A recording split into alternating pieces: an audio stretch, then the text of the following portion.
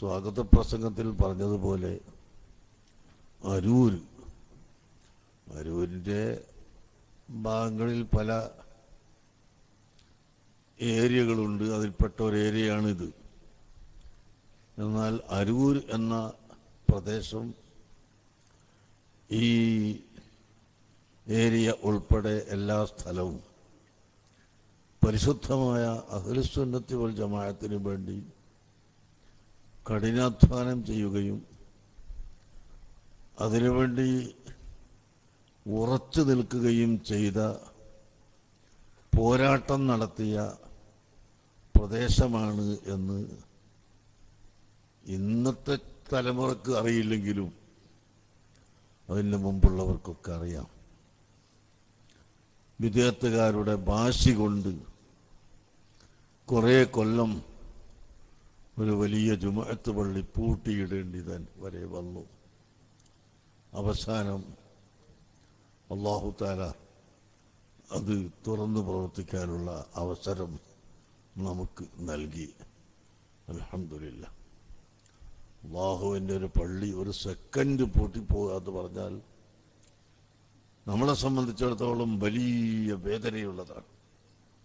ഒരു സെക്കൻഡ് പോലും അല്ലാഹുവിൻ്റെ പള്ളി പ്രവേശിക്കാൻ കഴിയാത്ത വിധത്തിൽ പൂട്ടിപ്പോയിക്കൂടാ. അല്ലാഹുവിൻ്റെ പള്ളിയിൽ യാതൊരു കുഴപ്പവും ഉണ്ടായിക്കൂടാ. അത്രയും പവിത്രവും മഹത്വവും ഉള്ളതാണ് അല്ലാഹുവിൻ്റെ പള്ളികൾ എന്ന് വിശ്വസിക്കുന്നവരാണ് നമ്മളെല്ലാവരും. ഏതായാലും സുന്നത്ത് ജമാഅത്തിന്റെ അഖീദ ഈ മലയോര പ്രദേശങ്ങളിൽ നിലനിർത്തുന്നതിൽ കഠിനാധ്വാനം ചെയ്ത കാരണവന്മാർക്ക്, പ്രായമുള്ളവർക്ക്, ഇന്നത്തെ ചെറുപ്പക്കാരായ യുവാക്കൾ പ്രത്യേകം ദുആ ചെയ്യണം. ആ കൂട്ടത്തിൽ ഒരാളാണ് ഞാൻ ഇപ്പോൾ വരുമ്പോൾ കണ്ടുവന്ന വലിയാപ്പു ഹാജി. ആളുടെ പേരെന്തായിരുന്നു? അബ്ദുൽ ഖാദർ ഹാജി. രോഗമായി കിടക്കുകയാണ്, ഓർമ്മയില്ലാതെ കിടക്കുകയായിരുന്നു. പക്ഷെ ഞാൻ ചെന്ന് ഒരു ഫാത്തിഹ ഓതി മന്ദിരിച്ച് അസ്സലാമു അലൈക്കും എന്ന് പറഞ്ഞപ്പോൾ സലാം മടക്കുകയും അറിയുമോ എന്ന് ചോദിച്ചപ്പോൾ അറിയുമെന്ന് പറയുകയും പേര് പറയുകയും എല്ലാം ചെയ്തു. അല്ലാഹു സുബ്ഹാനഹു വ തആല അദ്ദേഹത്തിന് ആഫിയത്ത് പ്രദാനം ചെയ്യട്ടെ. അതുപോലെ മറ്റ് വയസ്സന്മാരായി അല്ലെങ്കിൽ രോഗികളായി വിഷമിച്ചു നിൽക്കുന്ന എല്ലാവർക്കും അല്ലാഹു ആഫിയത്ത് പ്രദാനം ചെയ്യട്ടെ. ആഖിബത്ത് നന്നായി മരിക്കുന്ന കൂട്ടത്തിൽ അല്ലാഹു അവരെയും നമ്മളെയും എല്ലാവരെയും പെടുത്തി തരട്ടെ. അവരുടെ മാതൃക സ്വീകരിച്ചുകൊണ്ട് ഇവിടുത്തെ ഇന്നത്തെ ഈ കാണുന്ന തലമുറ, ചെറിയ തലമുറ, യുവതലമുറ അൽഹംദുലില്ലാഹ് വേറെ ഭൗതികമായ യാതൊരു താല്പര്യവും കൂടാതെ അഹ്ലുസുന്നത്തി വൽ ജമാഅത്തിനെ മുറുകെ പിടിച്ചുകൊണ്ട് മുന്നോട്ട് നീങ്ങുകയാണ്. അതുകൊണ്ട് തന്നെ ഇൻഷാ അല്ലാഹ് അല്ലാഹു തആല നമുക്ക് രണ്ട് ലോകത്തും വിജയം തരും. മനുഷ്യൻ ആയി നാം ജീവിക്കണം, മനുഷ്യനായി വളരണം, മനുഷ്യനായി മുന്നോട്ട് നീങ്ങണം. ആരാണ് മനുഷ്യൻ? അഖ്റബുൻ നാസി ഇലല്ലാഹി അൻഫഉഹും ലിന്നാസ്. നബി സല്ലല്ലാഹു അലൈഹി വസല്ലം തങ്ങൾ പഠിപ്പിച്ചു, മനുഷ്യന്മാരിൽ വെച്ച് അല്ലാഹുവിലേക്ക് ഏറ്റവും അടുത്ത മനുഷ്യൻ അവനാണല്ലോ യഥാർത്ഥ മനുഷ്യൻ. ആ മനുഷ്യൻ ആരാണ്? അൻഫഉഹും ലിന്നാസ്, അവരിൽ നിന്ന് മനുഷ്യർക്ക് നഫഅ ചെയ്യുന്നവനാണ്, മറ്റ് മനുഷ്യർക്ക് ഗുണം ചെയ്തു കൊടുക്കുന്നവൻ, ജനങ്ങൾക്ക് ആവശ്യമുള്ളത് നിർവഹിച്ചു കൊടുക്കുന്നവൻ. അവനാണ് അല്ലാഹുവിലേക്ക് അടുത്ത മനുഷ്യൻ എന്ന് നബി സല്ലല്ലാഹു അലൈഹി വസല്ലം തങ്ങൾ പഠിപ്പിക്കാം. മുഅ്മിനീങ്ങൾ തമ്മിൽ ഉള്ള ബന്ധം അത്ര വലിയതാണ്. മുഅ്മിനീങ്ങൾ എന്ന് മാത്രമല്ല, ഈ ഹദീസിൽ പറഞ്ഞത് മനുഷ്യർക്ക് എന്നാണ്. മുസ്ലിമായാലും അല്ലാത്തവരായാലും അവർക്ക് ഫലം ചെയ്തു കൊടുക്കുക, ഗുണം ചെയ്തു കൊടുക്കുക എന്നത് മനുഷ്യത്വത്തിന്റെ അടയാളമാണ്, അള്ളാഹുവിലേക്ക് അടുത്തവരുടെ അടയാളവും ആണ്.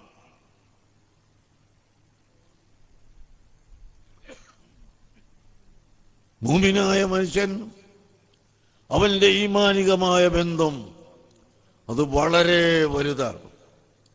മൻ ഫറജ അൽ മുഅ്മിനിൻ ഖുർബതൻ മിൻ ഖുറബിദ് ദുനിയ ഫറജ അല്ലാഹു അൻഹു ഖുറബ യൗമിൽ ഖിയാമ. ഒരു മുഅ്മിനായ മനുഷ്യന് ഭൗതികമായ ലോകത്തിന്റെ എന്തെങ്കിലും ഒരു വിഷമം തീർത്തു കൊടുത്താൽ, കടമുള്ളവന് കടം വീടാൻ സഹായിച്ചു, മകളെ കെട്ടിക്കാൻ സഹായിച്ചു, വീട് നിർമ്മിക്കാൻ സഹായിച്ചു, രോഗിയായവനെ ആസ്പത്രിയിൽ എത്തിച്ചു കൊടുത്തു, മറ്റേതെങ്കിലും കൊടുക്കിൽപ്പെട്ടവനെ അതിൽ നിന്ന് രക്ഷപ്പെടുത്തി.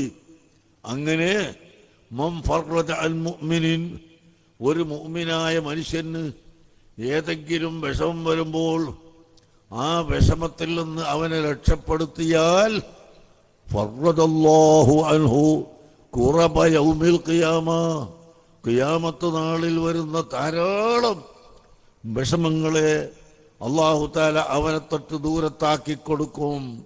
ഇവിടെ ഒരു വിഷമത്തിന് പരിഹാരം കാണിച്ചു കൊടുത്താൽ അതിന് വലിയ പ്രതിഫലം ഒന്നല്ല, പത്തല്ല, ധാരാളം മഹ്ശറിൽ വരുന്ന, ഖബറിൽ വരുന്ന വിഷമങ്ങളെ തൊട്ട് അല്ലാഹു തആല അവനെ രക്ഷപ്പെടുത്തി കൊടുക്കും. പ്രിയപ്പെട്ട യുവാക്കളെ, അങ്ങനെ നാം ഒരു മനുഷ്യനും ഉപദ്രവം ചെയ്യാത്ത, അക്രമം ചെയ്യാത്ത ആളുകളായി മാറണം. അത് എവിടെ പോയാലും, രാഷ്ട്രീയത്തിലായാലും മുതൽ സംബന്ധമായാലും കുടുംബ സംബന്ധമായാലും മറ്റേത് വിധത്തിലായാലും ആരെയും അക്രമം ചെയ്യാതെ, ആരെയും ഉപദ്രവിക്കാതെ, മറിച്ച് ഉപകാരം ചെയ്യുന്നവനായി ജീവിക്കാൻ നാം നോക്കണം. രണ്ടാമതായി, മനുഷ്യൻ അഹ്സനുന്നാസ് അഖ്റബുന്നാസി ഇലല്ലാഹി അഹ്സനുഹും അഖ്ലാഖ. മറ്റൊരു ഹദീസിൽ കാണാം, ഏറ്റവും നല്ല സ്വഭാവി ആരാണോ അവനെയാണ് അല്ലാഹു തആല അടുപ്പിക്കുന്നത്. അല്ലാഹുവിനേക്കുള്ള അടുത്ത മനുഷ്യൻ ആരാണ്? നല്ല സ്വഭാവി, സൽസ്വഭാവം. അങ്ങനെ സൽസ്വഭാവം ഉണ്ടാവുകയും മറ്റുള്ളവർക്ക് ഉപദ്രവമില്ലാതെ ജീവിക്കുകയും ചെയ്യുമ്പോൾ നമ്മുടെ ഹൃദയം ശുദ്ധി വരും. ഹൃദയം ശുദ്ധിയില്ലാതെ എന്ത് ചെയ്തിട്ടും പ്രയോജനമില്ല. ഹൃദയം ശുദ്ധി വേണം. ഒന്ന്, ബിദ്അത്തിൽ നിന്ന് ശുദ്ധി വേണം. ബിദ്അത്ത് എന്ന് പറഞ്ഞാൽ പുത്തൻ പ്രസ്ഥാനക്കാർ. നമ്മുടെ നാട്ടിലൊക്കെ ഉണ്ടല്ലേ, ഞാൻ നേരത്തെ പറഞ്ഞില്ലേ, അഹ്ലുസുന്നത്ത് വൽ ജമാഅത്തിന്റെ പുറത്തുള്ള കക്ഷികൾ. ആ കക്ഷികൾ ബിദ്അത്തുകാർ. അവരുടെ ആശയത്തിൽ നിന്ന് പൂർണ്ണമായും നമ്മുടെ ഹൃദയം ഒഴിവായിരിക്കണം. ഒരല്പം അവർ പറഞ്ഞോടത്തും ശരിയുണ്ട്, കുറച്ച് പേര് പറഞ്ഞോടത്തും ശരിയുണ്ട് എന്നൊരു കോലം പറ്റുകയില്ല. അഹ്ലുസുന്നത്ത് വൽ ജമാഅത്ത് പറഞ്ഞത് മാത്രമാണ് ഹഖ്. കാരണം അഷ്റഫുൽ ഖൽഖ് സല്ലല്ലാഹു അലൈഹി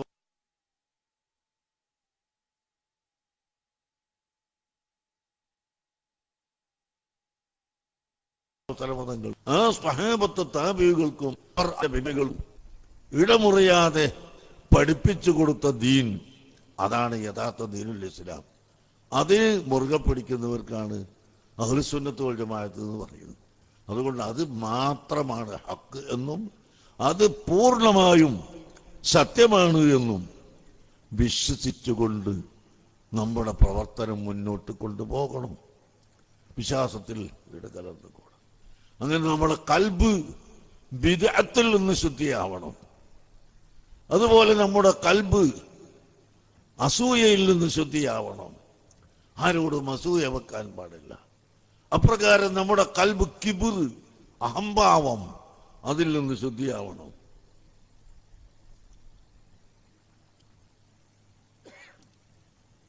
കളവ് പറയാത്തവരാവണം, വഞ്ചന ചെയ്യാത്തവനാവണം. അങ്ങനെ എല്ലാ നിലക്കും നമ്മുടെ കൽബ് ശുദ്ധിയാവണം. ആ കൽബ് ശുദ്ധിയാവാനുള്ള മാർഗങ്ങളിൽ ഒന്നാണ് ദിക്റുകൾ ചൊല്ലുക.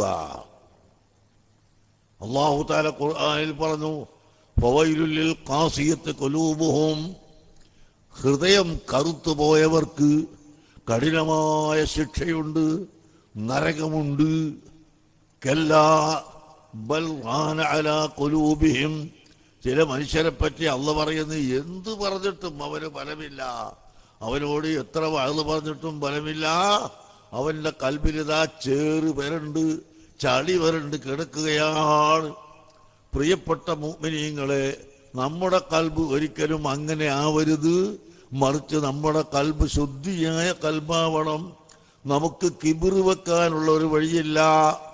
കിബിർ, അഹംഭാവം എന്ന് പറഞ്ഞാൽ എന്താണ്? നല്ല വസ്ത്രം ധരിക്കല് അഹംഭാവമല്ല, നല്ല ചെരുപ്പ് ധരിക്കല് അഹംഭാവമല്ല, നല്ല വീട്ടിൽ താമസിക്കൽ അഹംഭാവമല്ല, നല്ല ഭക്ഷണം കഴിക്കൽ അഹംഭാവമല്ല.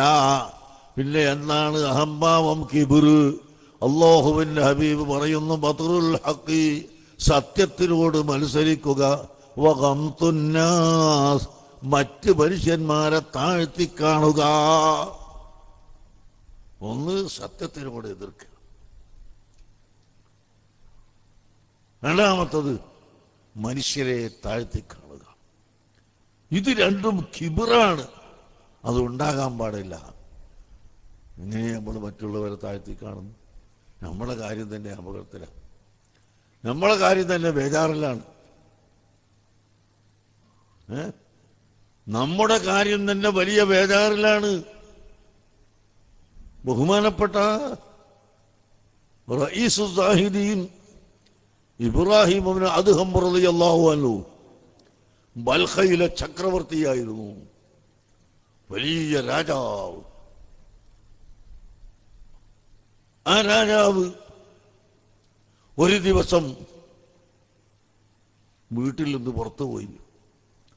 അപ്പോ അദ്ദേഹത്തിന്റെ പ്രൈവറ്റ് റൂം എല്ലാം അടിച്ച് വൃത്തിയാക്കി, കിടക്കയും തലയാണയും എല്ലാം അട്ടിക്ക് വെച്ച് എല്ലാം ശരിപ്പെടുത്തുന്ന ഒരു അടിമ, ഒരു ദാസൻ ഉണ്ട്. അയാൾ അതെല്ലാം ചെയ്തു. രാജാവ് വരുമ്പോഴേക്ക് റൂമെല്ലാം തട്ടി അടിച്ച് ബെഡ്ഷീറ്റുകളൊക്കെ മാറ്റി, തലയാണ ഉറകൾ മാറ്റി എല്ലാം ചെയ്തുകൊണ്ട് അദ്ദേഹം പുറത്തിറങ്ങാൻ നോക്കുമ്പോൾ അദ്ദേഹത്തിന് ഒരു തോന്നൽ, ഇങ്ങനെ സ്പ്രിങ്ങിന്റെ മുകളിൽ ആടുന്ന കട്ടില് കണ്ടപ്പോൾ ഞാനൊന്ന് ഇതിന്റെ മുകളിൽ ആടിയാൽ എന്താ? രാജാവ് എത്ര കാലമായി ആടുന്നു, ഞാനൊന്ന് ആടി നോക്കട്ടെ എന്ന് വെച്ചിട്ട് ഈ രാജാവിന്റെ സ്പ്രിങ്ങിന്റെ കട്ടിലിന്റെ മുകളിൽ കയറി അങ്ങ് കിടന്നിങ്ങനെ കുറെ ആടിയപ്പോ ഉറങ്ങിപ്പോയി. അതാ ചക്രവർത്തി വരുന്നു, പുറത്തു നിന്ന് വരുന്നു. വരുമ്പോ ഇവിടെ അടിച്ചു വാരുന്നവന് രാജാവിന്റെ കട്ടില് റൂം തുറന്നിട്ട് കട്ടിലിൽ കയറി ഇങ്ങനെ ഉറങ്ങുകയാണ്. ഇത് കണ്ടാൽ ദേഷ്യം പിടിക്കാതിരിക്കൂലല്ലോ. ദേഷ്യം പിടിച്ചു.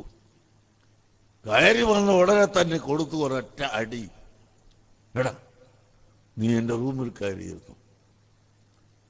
ആ പാവപ്പെട്ട സാധു ഞെട്ടിയുണർന്ന് എഴുന്നേറ്റു, വേഗം പുറത്തു കടന്നു. രാജാവെ മാപ്പാക്കണം എന്നൊക്കെ പറഞ്ഞ് പുറത്തേക്ക് കടന്ന് രാജാവ് കട്ടിലിന്റെ മുകളിൽ അങ്ങ് കയറി കിടക്കുന്നു. അപ്പൊ ഈ ചെറുപ്പക്കാരൻ ചിരിക്കുന്നു. രാജാവിന് കൂടുതൽ ദേഷ്യം വന്ന്, എന്റെ കട്ടിലുമേൽ കയറി കിടന്നതുമല്ല, ഇപ്പൊ നീ ഞാൻ പറയുന്ന സമയത്ത് പരിഹസിച്ച് ചിരിക്കുകയാണല്ലേ. ബഹുമാനപ്പെട്ട ഇബ്രാഹിം ഇബ്നു അദ്ഹം റളിയല്ലാഹു അൻഹു വലിയ രാജാവാണെങ്കിലും അന്ന് തന്നെ അള്ളാഹുവിനെ വലിയ പേടിയുള്ള ആളും വലിയ ബേജാറുള്ള ആളുമാണ്. അദ്ദേഹത്തോട് ചോദിക്കുന്നു, അല്ലയോ രാജാവേ, നിങ്ങളുടെ കട്ടിലിൽ ഞാൻ കയറി കിടന്നതും ഉറങ്ങിയതുമെല്ലാം തെറ്റ് തന്നെ, അതിലൊരു സംശയവുമില്ല.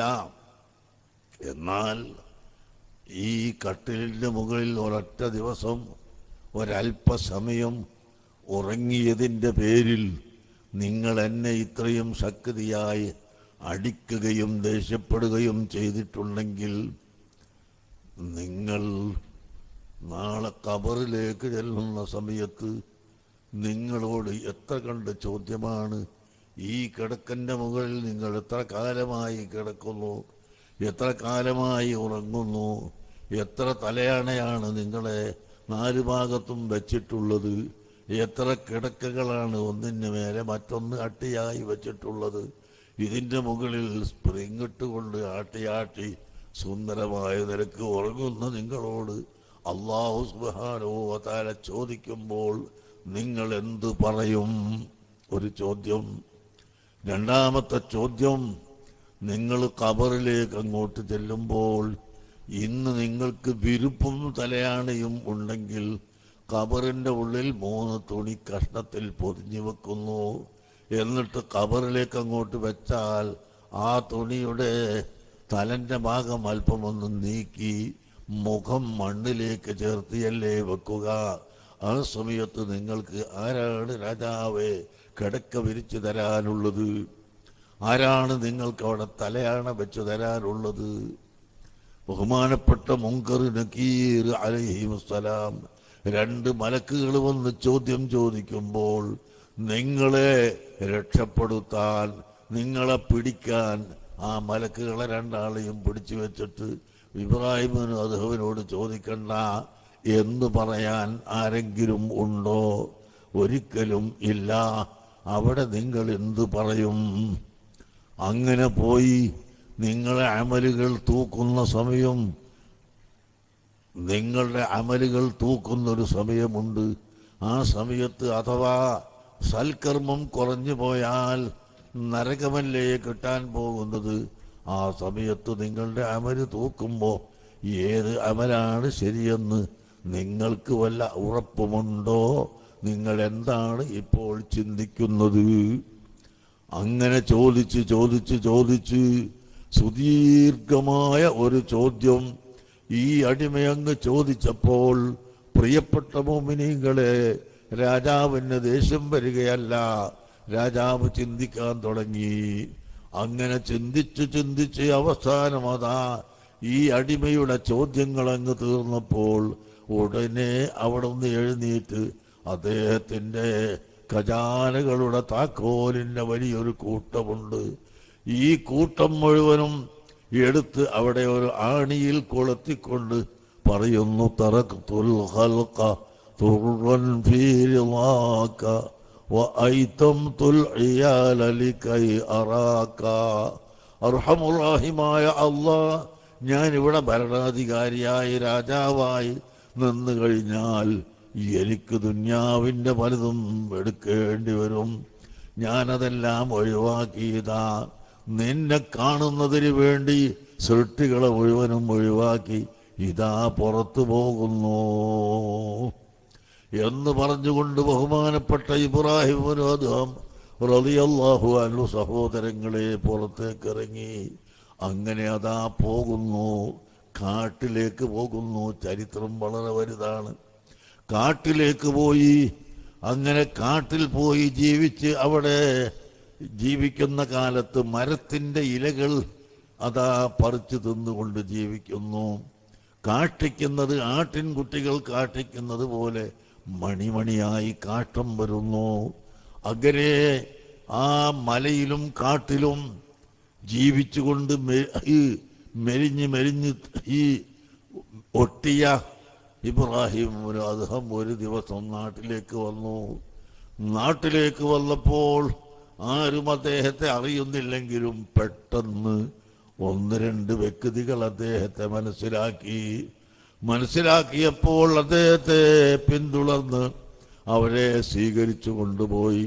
ഇബ്രാഹിം ഇബ്നു അദ്ഹം ഞങ്ങൾക്കൊരു വഅദ് പറഞ്ഞു തരണം എന്ന് ആവശ്യപ്പെട്ടപ്പോൾ ബഹുമാനപ്പെട്ട ഇബ്രാഹിം ഇബ്നു അദ്ഹം ചോദിക്കുന്ന മക്കളെ, ഞാൻ എന്ത് വഴുത് പറയാനാണ്? ഞാൻ എന്താണ് നിങ്ങളോട് വഴുത് പറയേണ്ടത്? ഞാൻ എൻ്റെ കാര്യത്തിൽ തന്നെ ബേജാറിലാണ്. ഞാൻ മരിക്കുന്ന സമയത്ത് എൻ്റെ റൂഹിനെ മലക്കുകൾ വന്ന് പിടിക്കുമ്പോൾ ഞാൻ ഏത് നിലക്കാണ് മരിക്കുക, ശഖിയായോ സഈദായോ, ഏത് നിലക്കാണ് മരിക്കുകയെന്ന് ഞാൻ അറിയുന്നില്ല. അതുകൊണ്ട് ഞാൻ വലിയ ബേജാറിലാണ്. എന്നെ ഖബറിൽ കൊണ്ടുപോയി വെക്കുമ്പോൾ ആ ഖബറിൽ മലക്കുകൾ ചോദിക്കുന്ന ചോദ്യത്തിന് മറുപടി പറയാൻ കഴിയുമോ എന്ന് ചിന്തിച്ച് ആലോചിച്ച് ഞാൻ ആ വിഷയത്തിലും വലിയ പേടിയിലാണ്. മഹ്ശറയിലേക്ക് ചെന്ന് എൻ്റെ അമലുകൾ തൂക്കി നോക്കുമ്പോൾ വനദഉൽ മവാസീനൽ ഖിസ്ത ലിയൗമിൽ ഖിയാമ, ഓരോ മനുഷ്യൻ്റെയും അമലുകൾ തൂക്കി നോക്കാൻ വളരെ കൃത്യമായ തുലാസ് അല്ലാഹു തആല നിശ്ചയിക്കുന്നു. ആ ഖുർആൻ പഠിപ്പിച്ചതാണ്. ആ സമയത്ത് തൂക്കി നോക്കുമ്പോൾ സാധുവായ ഇബ്രാഹിം അദ്ഹമിൻ്റെ ഏത് അമലാണ് വർദ്ധിക്കുകയെന്നറിയാത്തത് കൊണ്ട് ഞാൻ വലിയ ബേജാറിലാണ് കേട്ടോ എന്നിങ്ങനെ അങ്ങോട്ട് പറഞ്ഞിട്ട്, എനിക്ക് നിങ്ങളോട് വഴുത് പറയാൻ സാധ്യമല്ല എന്ന ഹെഡിങ്ങിൽ ഒരു വലിയ വഴുതങ്ങ് പറഞ്ഞു. മണിക്കൂറുകളോളം നീണ്ടു നിൽക്കുന്ന വഴുത് പറഞ്ഞു. അവസാനം പറഞ്ഞു കൊടുക്കുന്നു, മൻ അറാദ വാഇദൻ വൽ മൗതു യക്ഫീഹി. അതുകൊണ്ട് ആർക്കെങ്കിലും ഒരു വാഇദിനെ കിട്ടണമെന്ന് ആഗ്രഹമുണ്ടെങ്കിൽ അവന്റെ മരണത്തെ സംബന്ധിച്ച് ചിന്തിക്കട്ടെ. കുല്ലു ബനി ഉൻസാ വഇൻ ത്വാലത് സലാമതുഹു യൗമൻ അലാ ആലത്തിൻ ഹദ്ബാ മഹ്മൂലു. ഏത് ഉമ്മ പറ്റ മനുഷ്യനും ഒരു ദിവസം പള്ളിച്ചരുവിൽ കിടക്കുന്ന മയ്യത്ത് കട്ടിലെന്ന വാഹനത്തിൽ കയറാതെ സാധ്യമല്ലല്ലോ. ഏത് മനുഷ്യനും അതിൽ നിന്ന് ഒഴിവാകുന്നില്ലല്ലോ. ഈ മൗത്തിനെ സംബന്ധിച്ച് ചിന്തിക്കുക, അതാണ് നിങ്ങൾക്ക് ഏറ്റവും വലിയ വഅദ് എന്ന് ഇബ്രാഹിം അദ്ഹം റളിയല്ലാഹു അൻഹു പറഞ്ഞു. അതുകൊണ്ട് പ്രിയപ്പെട്ട സഹോദരങ്ങളെ, വൽ മൗതു ബാബുൻ വകുല്ലുൻ നാസി ദാഖിലുഹു. മൗത്ത് എന്ന് പറയുന്നത് ഒരു കവാടമാണ്. ആ കവാടത്തിലേക്ക് കടക്കാത്ത ഒറ്റ മനുഷ്യരുമില്ല. അല്ലാഹു സുബ്ഹാനഹു വ തആല നമുക്കെല്ലാവർക്കും നബി സല്ലല്ലാഹു അലൈഹി വസല്ലമ തങ്ങളെ കണ്ടുകൊണ്ട്, സ്വർഗത്തെ കണ്ടുകൊണ്ട് നല്ല ഈമാനോടുകൂടി മരിക്കാൻ തൗഫീഖ് നൽകുമാറാകട്ടെ. ഹബീബായ നബി സല്ലല്ലാഹു അലൈഹി വസല്ലമ തങ്ങളെ കണ്ട് സ്വർഗത്തെയും കണ്ട് ആ അബ്ശിറൂ ബിൽ ജന്ന എന്ന് മലായികത്ത് പറയുന്ന കൂട്ടത്തിൽ പെടാൻ അല്ലാഹു നമുക്ക് തൗഫീഖ് നൽകുമാറാകട്ടെ. പ്രിയപ്പെട്ട മുഅ്മിനീങ്ങളെ, അതുകൊണ്ട് നാം നല്ല ജീവിതം നയിക്കണം, നാം നല്ല രീതിയിൽ കൊണ്ടുപോകണം. അതിന് ദിക്റുകളും സ്വലാത്തുകളും വർദ്ധിപ്പിക്കണം. നബി സല്ലല്ലാഹു അലൈഹി വസല്ലമ തങ്ങളുടെ മേൽ സ്വലാത്ത് അധികമായി നിങ്ങൾ ചെല്ലണം.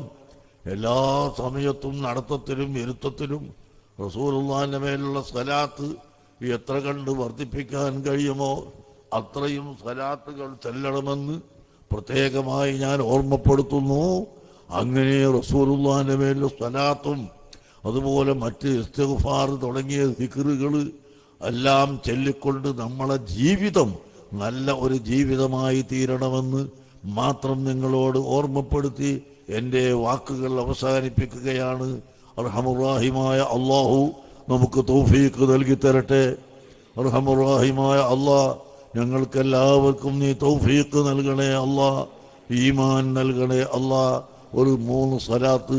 اللهم صل على سيدنا محمد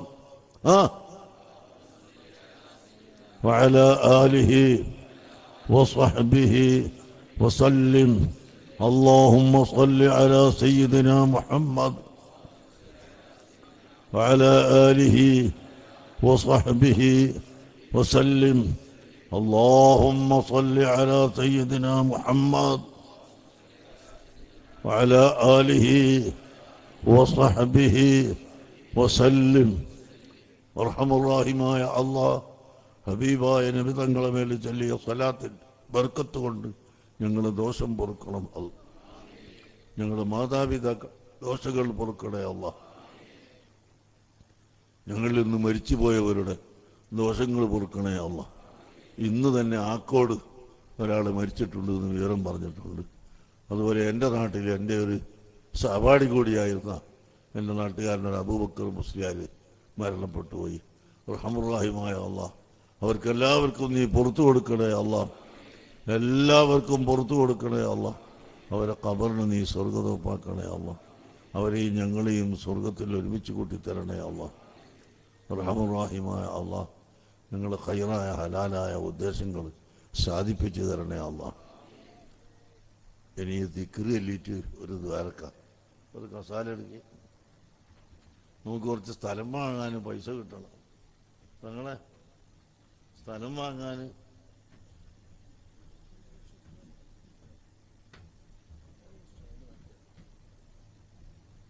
ക്ലാസ്സൊക്കെ ഇപ്പം പറയും.